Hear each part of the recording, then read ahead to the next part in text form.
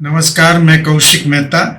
छोटे आदमी को हम छोटे ही समझते हैं, लेकिन विनय मोहन शर्मा का एक पुस्तक है रेखा और रंग। इसमें बदलू धोबी का किस्सा है। ये सुनने के बाद आपकी सोच में शायद बदलाव आ भी जाए। सन 1929 की बात है। मैं हिंदू विश्वविद्यालय का छात्र था। प्रहलाद लॉज में मैं रहता था। विश्वविद्यालय के 50-60 छात्रों का यही आवास था। प्रति रविवार को गद्दे पर गठरी लादे बदलू धोबी आता था, चाहे पानी प्रलय ही क्यों न मचाए। बदलू का गधा लॉज के दरवाजे पर नियत समय पर आ जाता था।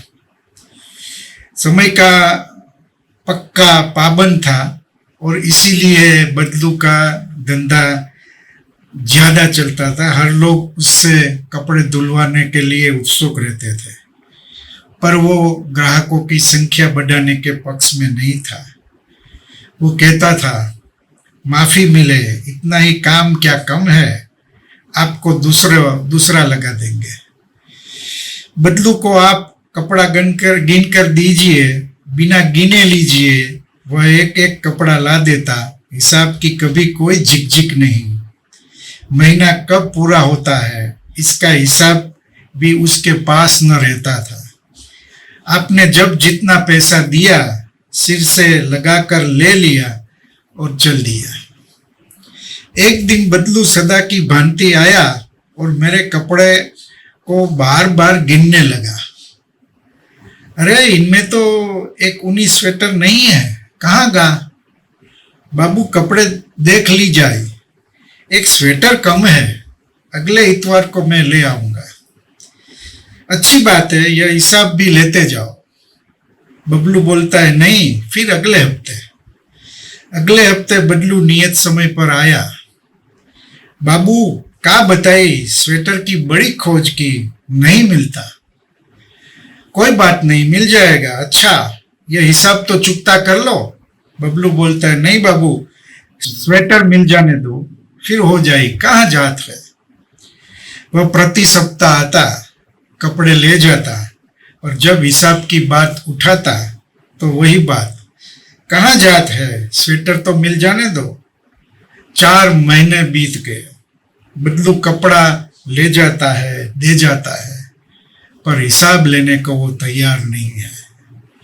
आज मैंने सोच लिया था कि बदलू के हाथ में जबरन में पैसा दूंगा और उसे लेने ही पड़ेंगे।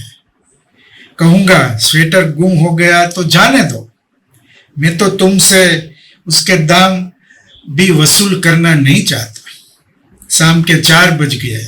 बदलू का गद्दा फाटक पर दिखलाई नहीं दिया। हाँ, बदलू से मिलता जुलता आदमी इक्के से गठरी उतार रहा था, नंबरवार कमरों में जा रहा था। मेरे कमरे में भी आया, कपड़े गिनकर रख लिए। मैंने कहा, बदलू कहाँ है? तुम उसके कौन हो? भाई है। और बदलू का क्या हुआ? जो सबका होता है, कहकर वो फूट फूट कर रोने लगा। मैंने ढाढ़स बंधाकर उसके हाथ में रुपये रखने चाहे, उसने हाथ पीछे कर लिए।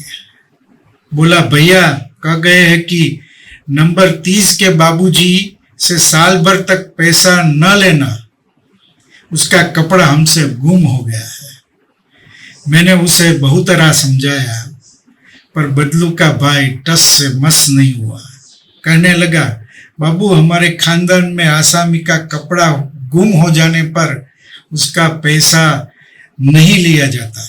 खानदानी रिवाज छोड़कर अगर हम आपसे पैसा ले ले तो भैया की आत्मा हमको क्या कहेगी।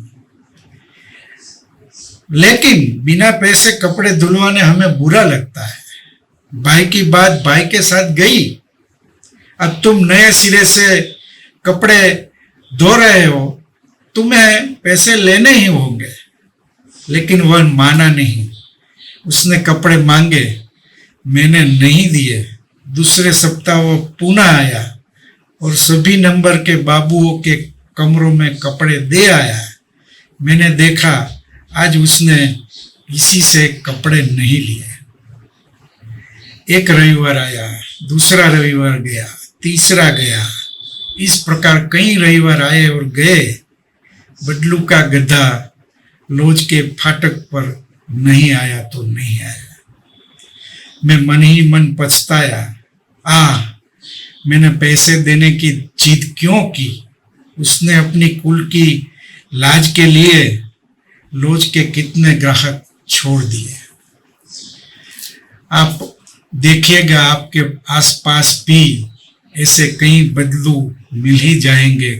ज्यादा खोज नहीं करनी पड़ेगी। नहीं मिले तो समझना कि आप बदल गए हैं, आपकी नजर बदल गई है। बदलू तो इस दुनिया में था, रहेगा, रहने वाला है।